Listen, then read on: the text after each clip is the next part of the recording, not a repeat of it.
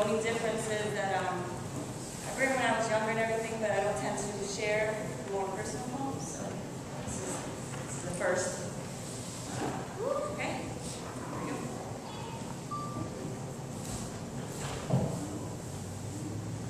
Diapers, powder, cream, wipes, onesies, mittens, hats, tights, pillow bumper sheets, crib, bottle spoons, high chair bibs. These are some of the items on my registry. I was attempting to be as prepared as possible for the baby, and maybe, just maybe, if I chose correctly, my little lady would be perfectly pampered, and instead of going crazy, I'd have total control over everything daily. So I cautiously checked off my list. Each choice bringing me closer to bliss or ignorance. Was I prepared? No. What did I miss? The realization that some things are not on the list. Like 3 a.m. diaper changes and 5 a.m. peak feedings, painful nursing that can stop me from breathing. And there's nothing on earth that compares to the birth. The joy that you feel when your eyes lock at first sight, the delight of a smile on a night when exhaustion has met its maximum height. Despite every hurdle, your heart takes a flight. Your body is dead, but in your arms you hold life. Check temperature, make a doctor's appointment, check weight on a scale, don't forget to buy ointment, buy vitamin D, choose whether or not to vaccine. What do you mean there's a lump? That's okay, it's just a small surgery. Was I prepared? No. What did I miss? The realization that some things are not on the list. Like the anxiety that tags along with finding a physician is like blindly fishing, finding one you can trust and also will listen. The chances of that are like 1 in a million. And decisions are just the first step on this arduous yet beneficial process. Because when it's time to inject, you want to knock the doctor out. Or at least subject.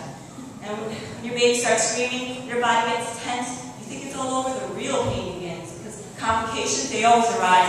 Next thing you know, you've got tears in your eyes. They're rolling your baby away already anesthetized. Monitor stuck on, ID on the right. Minutes drag like hours while she leaves your sight. But it's a small price to pay for the relief when the surgery is complete. After recovery, it'll be better than it has been for weeks. For that type of reward, this pain will repeat. Life is full of things that are not on the list. Positive and negative don't always coexist. If you look at my past, it shows examples of this. By a pregnancy test, talk to the father, decide whether you're ready for a son or a daughter, go to a doctor, find yourself a clinic, do an in-office procedure, or a pill in just minutes. Was I prepared? No. What did I miss? The realization that some things are not on the list. The so-called convenient pill leaves you in agony, but I'm not upset, it's where I'd rather be, curled up in physical pain rather than mentally, dealing with what was slain and what I had just became. After all, I was trained to believe this was no tragedy. Tissue is what they call it, so there's no issue when you abort it. But how about the heartbeat that can't be recorded? The truth is just distorted, because if someone handed you a tiny part, would you squish it between your pointer and your thumb? No. You'd stare at it in awe, yet you call me dumb for thinking this baby died too young. Didn't feel like much of a choice. When a year, 9 months later, I see a baby that looks like it could have been mine, when I cannot deny that I never believed it was just tissue, and I regret that I'll never get to kiss you. I miss you.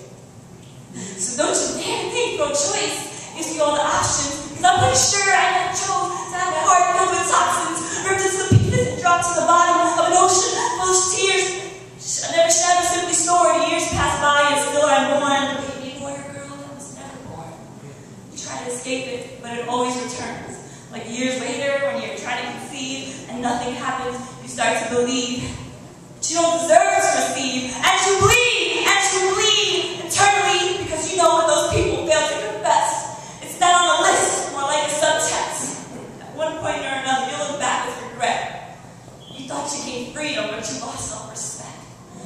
We act like a child, makes our goals not be met, but all I did get was a few extra parts of material items that were a waste to collect.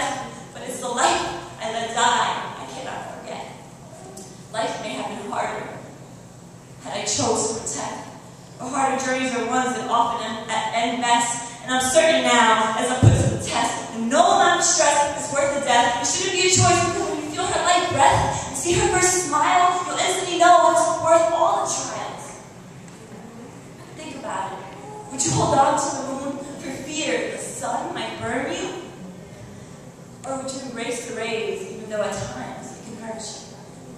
I have prayed, and I have wept, and I have asked for some peace.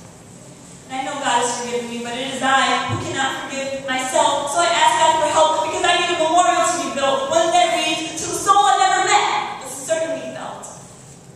And to your little sister, one day I will tell that it is true that I felt, but in Jesus' fist is the blood we can have as the ultimate gift.